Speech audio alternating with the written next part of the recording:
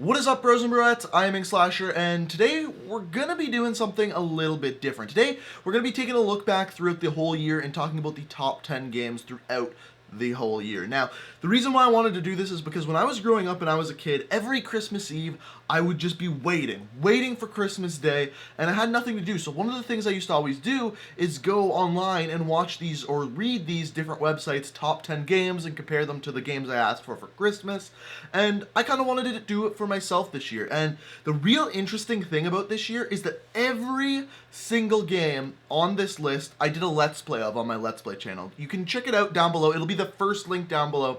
Will be to my Let's Play channel. You can check that out down below. I have a ton of Let's Plays currently going on, and that went on throughout 2016. So, like I said, first link down below. The second link down below is yesterday I created an Instagram for my YouTube stuff, and if you want to check that out, there'll be a link down below. I haven't put up a picture yet, but I think I'll have one up later today, so if you want to be the first to see that, the link to my Instagram will be the second link down in the description. But without further ado, let's get in talking about the top 10 games of 2016. By the way, somewhere either here or here, in one of these areas, there'll be a link to the playlist of every single game I talk about, and that way you can check out the Let's Play of the games in my top 10 list, if you want to. So first off, I have 3 honorable mentions. Now, 2 of them are Pokemon games. So the first one's Pokemon Go. Pokemon Go was this game that came out that really revolutionized the way a lot of people thought about video games, but I don't think it was the best video game. I think it was just like one of a kind that really revolutionized how a large majority of people, first of all, looked at mobile games, and second of all, looked at video games as a whole. But I don't think it was one of the best games to come out. It was just revolutionary.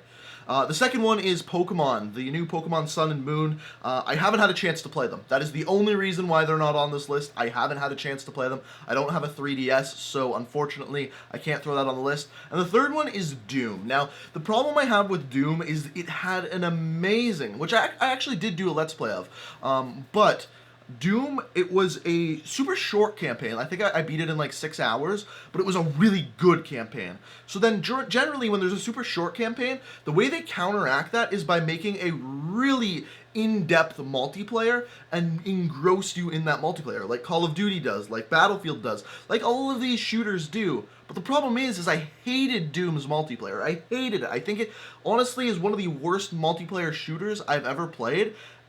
And actually, that's a little bit harsh. That's a little bit harsh. It's not that bad, but I just think there's a lot better multiplayer games out there, and that's the reason why it didn't make the list. I know it's kind of a shitty reason, but I got a really good list of 10 games, so I didn't know what to do. So coming in at number 10. Number 10, we've got Battlefield 1. Battlefield 1 is a really great game that I am not a big Battlefield player. If I was a big Battlefield player, love the massive online multiplayer games that you play with like 64 people, I think I'd like the game a lot more. However, it was one of the best shooter campaigns I have ever played, which is saying a lot. I think the campaign was absolutely great, but once again, the campaign was very short. Very, very short, like to a huge extent. So because of that, I don't think I liked the game as much because it was short. If they would have focused on that single player a little bit more and made it longer, it may have been my game of the year because it was great. It was just really short. The multiplayer is still good. It's a great multiplayer. It's just I'm not a kind of guy who likes playing Battlefield. And the thing with this list is it's completely based on personal preference. So go ahead, let me know what your favorite 10 games or 5 games or game is of this year. By the way, I forgot to mention this at the beginning of the video. Look at this shirt. So coming in at number 9, we've got Dark Souls 3. So Dark Souls 3 was a game that I am horrible at. I am not going to sit here and pretend like I'm good at Dark Souls, and I'm not going to pretend like it's my favorite type of game, because it's not. But what impressed me about Dark Souls is I've never really gotten super engrossed in the world of Dark Souls or Bloodborne, but every time I play one of the games, I am shocked by how engrossed I get with the atmosphere of the game. The level design, the atmosphere, the way the characters interact in fights is perfect. There's no other way to explain it. But the only reason why it's not higher on this list is because it's not my favorite type of game. It's not the games that I get engrossed in, yet somehow it still manages to engross me. That's why it's on this list. And I had a lot of fun playing it, but I'm not going to sit here and pretend like I was good at the game. Coming in at number 8, this is probably the most underrated game of the year, in my opinion. We got Far Cry Primal. Now, the reason why I say that this is the most underrated game of the year is because a lot of people got turned off because the game, all of the characters don't speak English. There's words of English in there, but most of the characters don't speak English. And because of that, I think a lot of people got turned off from the game. So because of that, it made this really interesting game and a really interesting Far Cry game because you have primitive weapons where you're trying to control animals and get them on your side and fight with you. And I had a lot of fun playing that game. It's one of the games I live streamed this year, and I had a great time playing it. And there's really no other reason why I like this game so much other than it was fun. And I don't think that's something, like if you watch a lot of game reviews, they say, oh, the graphics are this good, the gameplay's this. No one just says the game's fun. I enjoy playing it, and that's that. That's why I like this game. Far Cry Primal, it was fun. That's why it's on the list. Number 7, Titanfall 2. Yes, Titanfall 2. So the thing with Titanfall 2 is that I didn't love the multiplayer. It wasn't a bad multiplayer, don't get me wrong. In fact, I think it was a pretty damn good multiplayer. It's just I get caught up playing Call of Duty or Overwatch or whatever, and Titanfall 2 multiplayer gets left on the back burner. However, the single player, I love the single player. I wouldn't even call it like it was like an arcade first-person shooter almost the way they designed it, because every single level had like a little puzzle you had to solve, but at the same time you're fighting with a weapon and you're also fighting with a Titan. And the combination of those three things put together made this awesome combination for an amazing campaign. And I think they did it for not having a campaign in the first Titanfall to creating that campaign that I loved so much. They did an incredible job with that. And not to mention, the reason why this one's above Battlefield, because I think both of them had amazing campaigns. I enjoyed Titanfall's a little bit more because it was a little more fun, a little different story to it.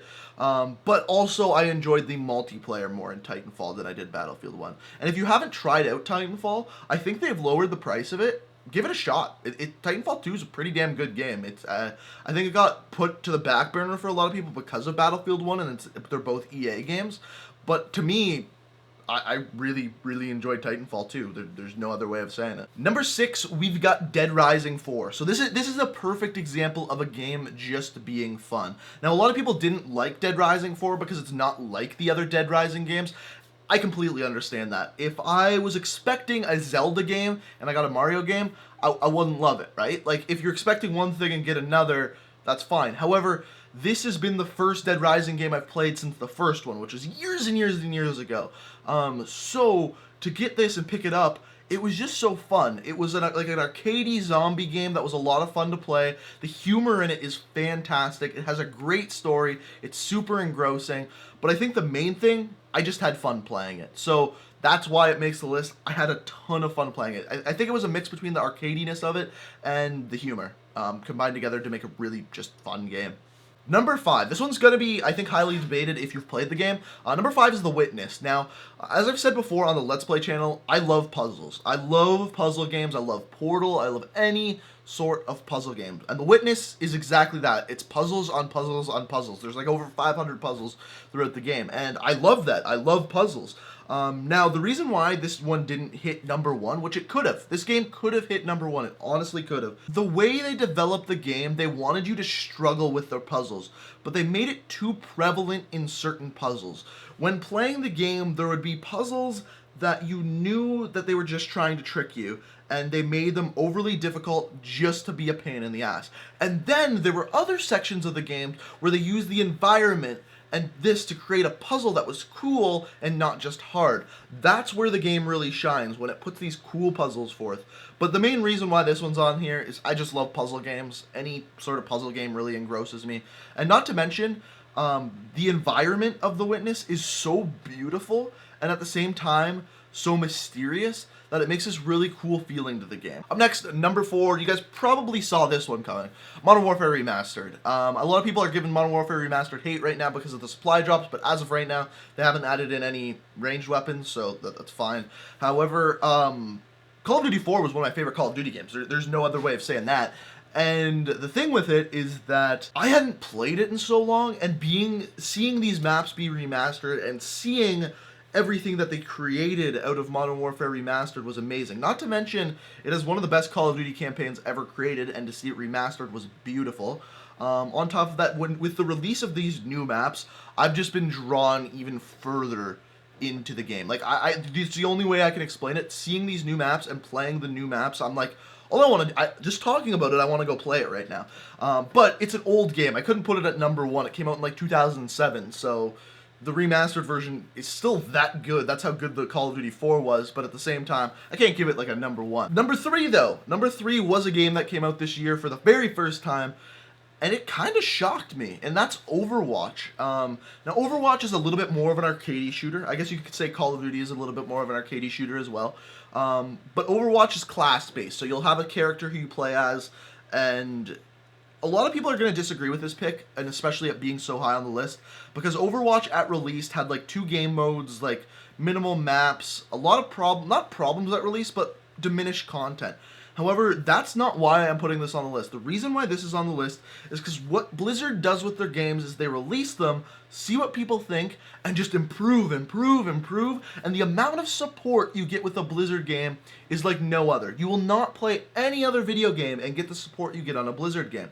Since the release of Overwatch, they've added characters, they've added new game modes weekly, brawls weekly, and on top of that, challenges that give you loot crates, and their loot crates are aesthetic items only. And all of those things put together, and them supporting their game, adding patches, balancing patches, adding characters, is the reason why this is so high on the list. It shows what supporting a game can really do for that game. So number 2 is probably what you expected number 1 to be. It's Uncharted 4. Uncharted 4 was great, and it was close to being Game of the Year. It had a great story, beautiful looking game, good gameplay. The one problem I had with it, it was a little bit of a climbing simulator. There was too many climbing missions, if you will, and not enough action or change or variation in the gameplay. I said it actually during the Let's Play. I said, man, it really just seems like I'm climbing a lot in this game. And they didn't when the game played best to me is when they were adding puzzles in. They were making it difficult for you to figure out where to go and adding this awesome story and context and text to the game and making it interesting that way. Where it played bad is when you were just constantly climbing things. So that's why it didn't make number 1.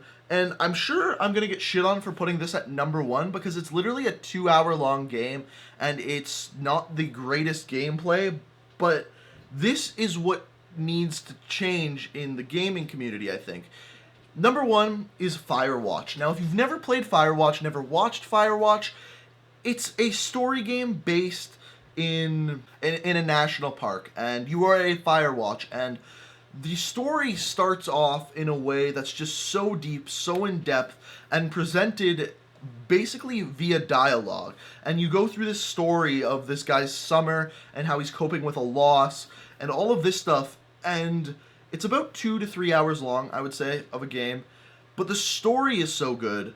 The colors and just how the game looks is absolutely beautiful, and more than anything, the context and dialogue of this game gave me the feels, and so rarely do I see video games do this and just go for a short but amazing game. I loved it.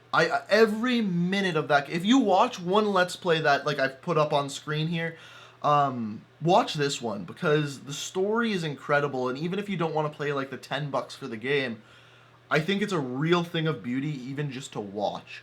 And it gets my Game of the Year. It's so odd for me because normally my Game of the Year will be something that's super replayable. I think 2 years ago my favorite Game of the Year was Destiny. Even though it got a lot of hate. And then I think the year before that it was Hearthstone. Just these games that have extreme replayability.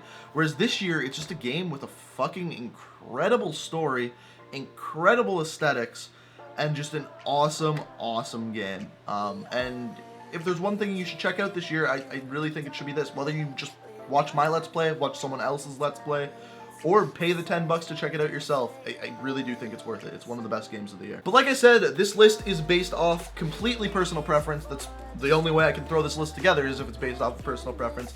So I'm curious what your favorite game was. Let me know down in the comment section below. You can leave me 10, you can leave me 5, you can leave me your favorite one. I'm interested to hear what you have to say. But if you enjoyed the video, I put a lot of work into this one, so it'd be fantastic if you'd hit that like button. I hope you all have a happy holidays, Merry Christmas. If you're watching this after Christmas, have a great day. If you're watching this 6 months from now, still have a great day. If you're watching it 7 months from now, I hope you have a shitty day. But other than that, thanks for watching. I hope you enjoyed. And until next time, guys, peace out. You should take it slow.